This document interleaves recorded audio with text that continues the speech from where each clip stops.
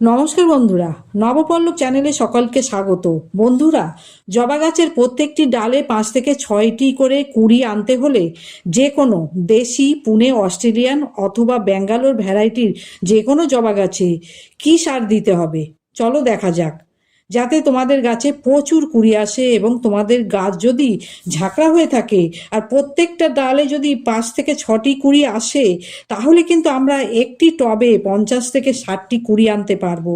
তার পাশাপাশি গাছের ফুলের আকার যদি ছোট হয়ে যায়, অনেক সময় ফুলগুলো ঠিকঠাকভাবে ফোটে না, এছাড়া কুঁড়িগুলি যদি হলুদ হয়ে ঝরে যায়, তার জন্য কি ব্যবস্থাপনা নেব সেটাই আজ এই ভিডিওতে দেখাচ্ছি। তাই বলবো বন্ধুরা, ভিডিওটা স্কিপ না করে পুরোটা দেখো। যদি কিছু মিস করো তবে তোমাদেরই অসুবিধা হতে পারে। দেখো, প্রত্যেকটা ডালের মাথায় এই রকম 5 থেকে 6টি করে কুঁড়ি আসে, তাহলে আমাদের কাছে প্রচুর ফুল আসবে। তারপর আমরা গাছে কী সার প্রয়োগ করব, সেটা হলো কফি, খাওয়ার কফি।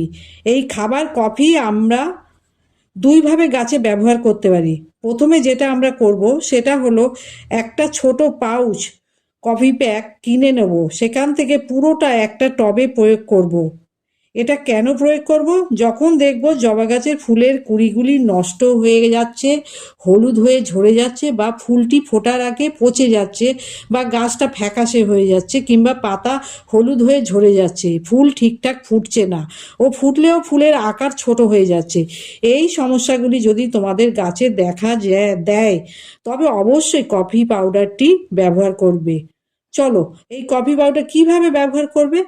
প্রথমে একটি টবের গোড়া যদি ভিজে থাকে, তবে এই কফি পাউডার থেকে হাফ চামচের মতন প্রত্যেকটা টবের চারধারে দিয়ে একটু খুশে দিয়ে মিলিয়ে দেবে।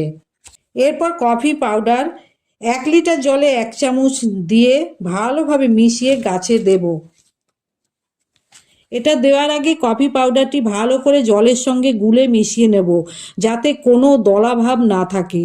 তারপর এই তরল সারটি গাছের গোড়ায় মাটি শুকনো থাকলে তবেই 250 ml করে প্রত্যেক গাছে দিয়ে দেব।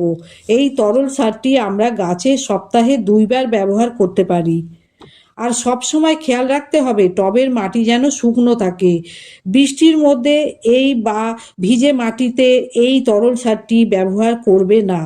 এটা কেন 2 বার দেব? কারণ জবা গাছের মাটি অ্যাসিডিক করতে হবে। কফি প্রয়োগে মাটি অম্লত্ব হয়ে থাকে। এর পাশাপাশি আমরা আরেকটি রাসায়নিক সার ব্যবহার করব, সেটা হলো এনপিকে 19-19-19। এটা 2 গ্রাম 1 লিটার জলে গুলে 15 দিন অন্তর ভালোভাবে স্প্রে করব। এতে গাছ সবুজ ও সতেজ থাকবে এবং পাতা হলুদ হওয়া, কুঁড়ি ঝরে যাওয়া ইত্যাদি নানা সমস্যা থেকে বেরিয়ে আসতে পারবো এবং গাছে প্রচুর পরিমাণে ফুল আনতে এই সারটি সাহায্য করবে। এইভাবে যদি তোমরা টিপসগুলো ফলো করো, তবে তোমাদের গাছে প্রচুর প্রচুর ফুল আসবে। ভিডিওটি শেষ পর্যন্ত দেখার জন্য ধন্যবাদ।